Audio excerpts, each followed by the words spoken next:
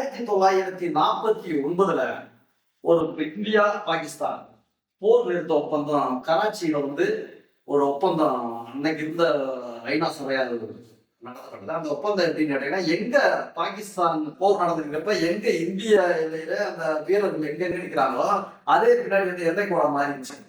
பாகிஸ்தான்ல எங்க நிற்கிறாங்களோ அவங்க அந்த அதுல இருந்து அவங்க எல்லை கூட, அப்புறம் அங்க இருந்து பார்த்தா இந்திய வீரர்கள் எந்த இடத்து வரைக்கும் போயிருக்காங்களோ அதுல இருந்து எல்லை கூட போச்சு.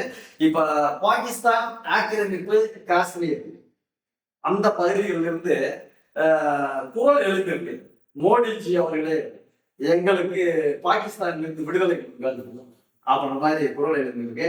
இது மோடிஜி அவர்களுடைய சொன்னா மோடிஜி அவர்களுடைய அந்த ஆளுமையை எதிர்த்தரப்பு மனதிலையும் ஆழமா பதிஞ்சிருக்காரா? அதை எப்படி நீங்க சொல்ல வரீங்க? சிறந்த அந்த அளவுக்கு ஒரு ஆளுமையை எதிரி நாட்டில் உள்ள ஒருவரே குரல் ஓடு வச்சிருக்காரு.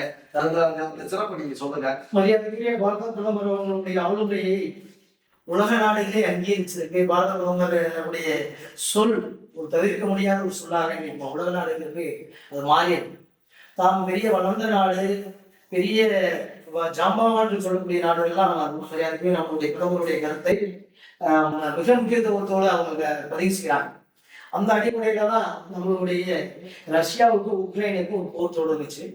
அந்த நேரத்துல நம்மளுடைய இந்திய மாணவர்கள், மருத்துவ மாணவர்கள் ஒரு 20,000 பேர் படிப்புக்காக சென்றவர்கள் அந்த போர் சூழலில் சிக்கினாங்க. ஒரு தனி நபர், ஒரு நாட்டினுடைய பிரதமர் 2 போர் நடந்து இருக்கக்கூடிய அந்த சூழல்ல ரஷ்யாவையும் பேசி உக்ரைனையும் பேசி குறிப்பிட்ட நேரம் வரைக்கும் போர் நிறுத்தத்தை உருவாக்கி அந்த இடைப்பட்ட நேரத்துல தன்னுடைய மாணவர்களை மீட்டு வந்திருக்காரு. அவருடைய பலம் இதை தாண்டி சொல்ல வேண்டியதில்லை. அப்படியாப்பட்ட சக்தி. 2வது, பாரதேசத்தினுடைய இந்த கொரோனா காலத்துக்கு அப்புறம் வளர்ந்த நாடுகள்லாம் தன்னுடைய பொருளாதார சிக்கல்ல சிக்கின மீள முடியாம இருக்கு.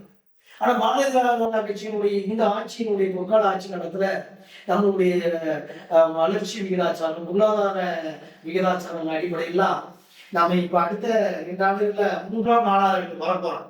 அந்த அடிப்படையில உலக நாடுகளுடைய பார்வையில பாரதிய ஜனதா கட்சியினுடைய சக்தி, பலம், இந்த பாரத தேசத்தினுடைய பொருளாதார வளர்ச்சி எல்லாம் ஒரு தவிர்க்க முடியாத சக்தியா உருவாகிட்டாங்க அப்படின்றது உணர்ந்ததனுடைய வெளிப்பாடு தான் நம்மளுடைய தலைவருக்கு, பிரதமருக்கு மிகப்பெரிய முக்கியத்துவம் இருக்கு. 2வது, இந்த கராச்சியில ஏற்பட்ட இந்த ஒப்பந்தம் அப்ப நம்ம 1947 சுதந்திரத்தை பாகிஸ்தான் இந்தியாவுக்கு சுதந்திரம் கிடைக்கக்கூடிய காலகட்டத்தில் நடந்தது. இந்த காலகட்டத்துல போனாதான் நம்மளுக்கு இந்த ஆஷாம் காஷ்மீர், ஆக்குபைடு காஷ்மீர் சொல்லக்கூடிய இது நம்மளுடைய நிலப்பரப்பு தான். நம்மளுடைய நிலப்பரப்பு, நம்மளுடைய குற்றைய பழக்கமே இதெல்லாம் இந்தியாவுடைய இடையில தான். இந்த ஏற்கனவே இந்த ஒப்பந்தத்தை அவங்க ரத்து செய்யணும்னு சொன்னாலும் கூட பாதிப்பு அவர்களுக்கு தவிர பாரத தேசத்திற்கு இல்லை.